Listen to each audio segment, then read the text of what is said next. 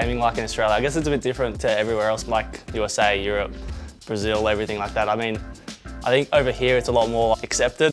But in Australia, if you say you're a professional video game player, you play games a lot, you're a nerd, you're a geek, you're all that type of stuff. So I guess it's a lot different. We're owned by Detroit Renegades, who is owned by Jonas Jerebko. He plays in the NBA for the Utah Jazz. Whenever Jonas is around and he's like not playing in the NBA, we're always like chilling with him, going to his house, watching the UFC and stuff like that. So he's like very supportive.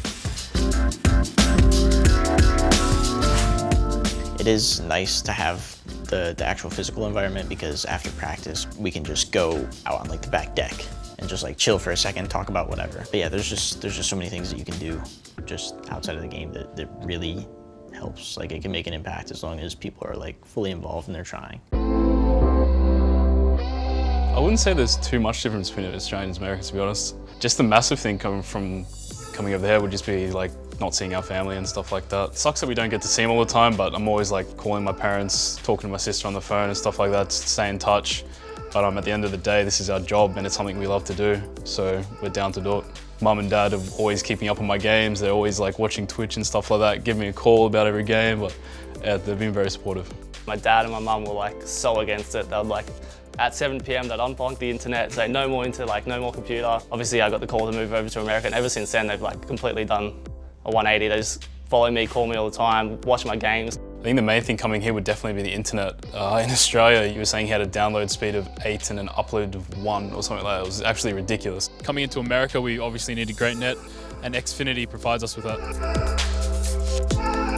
A gaming house compared to just living in just a normal house and just playing video games, it's kind of like, it's a fun environment in the sense of like you have 5, 6, 7 dudes just in a house. I kind of think of it almost as like a dorm, just like a little like frat or whatever.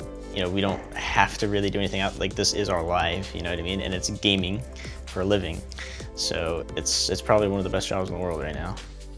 Living in the gaming house, I think it's a really good thing at times, and it can be like a really bad thing at times as well. Like, it depends on the people in the house, I think, and how like everyone gets along with each other. But purely from like a gaming perspective, like the gaming house is awesome, because obviously you're all close, you can all talk about things really quickly, you can like discuss things. The house is huge, it's like awesome. It's like the perfect environment to be playing Counter-Strike in. We each have like a bedroom each.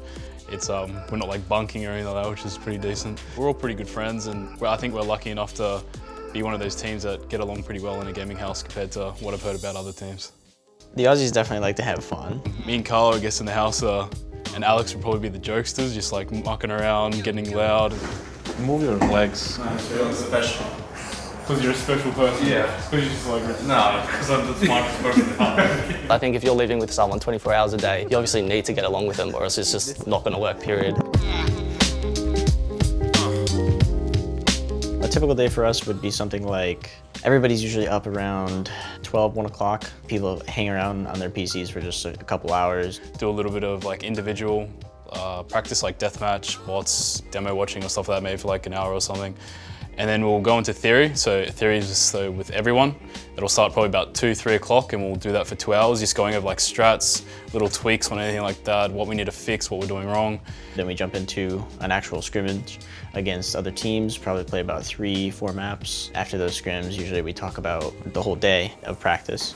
We're gonna try like some different aggressive stuff, and again, mostly it's gonna be about these 2 maps, and then we'll see what's missing and then add it later. So yeah, that's gonna be planned for today, guys. When it comes to communication, like that's unfortunately like one of our biggest problems right now. So we're working on that currently. We have like a little table in the middle of our gaming room, and we're just sitting around the table looking at like big maps that we have printed out. We talk about like, you know, how can we approach this? How can we fix this? You know, whatever it is, just talk about like setups and strategies. Practice is really important. Spot on, and Ustillo through the benches.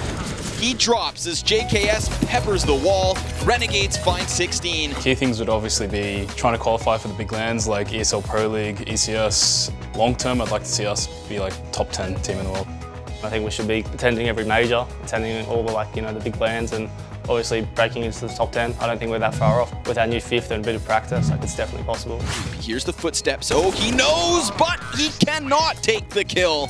It's JKS with the clutch, and Renegades bounce back. Just thanks for your support. Like, it means a lot to us, especially when we're losing and we have our fans coming up to us and saying bad luck and good work and stuff like that. It goes a long way. We have a lot of loyal fans right now, especially, you know, win or lose on Twitter. Like, we're always getting tweets from like same dudes.